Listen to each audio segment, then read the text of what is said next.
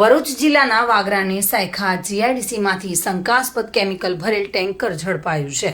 અને જેમાં 10,27,000ના મુદ્દામાલ સાથે પોલીસે એકની અટકાયત કરી છે. સમગ્ર બનાવ અંગે પોલીસ સૂત્રો પાસેથી મળતી વિગતો મુજબ ઉચ્ચ પોલીસ અધિકારીઓની સૂચના અને વાગરા પોલીસ મથકના અધિકારીઓના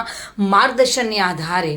ભોપાભાઈ ગફુરભાઈ ટીમ સાથે ખાનગી વાહનમાં પેટ્રોલિંગમાં હતા અને તે સમય દરમિયાન અંગત બાતમીદારની માહિતી મળી હતી કે સાયખા જીઆઈડીસીની ગ્લોબેલા ચોકડી નજીક એક શંકાસ્પદ કેમિકલ ભરેલ ટેન્કર ઉભેલું છે અને આ માહિતી મળતાની સાથે જ ભોપાભાઈ પોલીસ ટીમ સાથે માહિતીવાળી જગ્યાએ જઈને જોતા ત્યાં એક ટેન્કર મળી આવ્યું હતું અને ત્યાં હાજર ચાલકને સાથે રાખી તપાસ કરતા ટેન્કરમાંથી 27 ટન કેમિકલ ભરેલું હોવાનું જણાયું હતું. જે બાબતે ચાલક પાસે જરૂરી આધાર પુરાવા કે બિલ માંગતા તે રજૂ કરી શક્યો ન હતો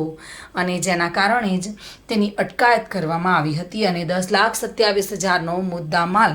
BNSS કલમ 106 હેઠળ કબજે લઈ કાયદેસરની કાર્યવાહી હાથ ધરવામાં આવી છે. કેતન મહેતા સાથે bureau report, today Gujarati news.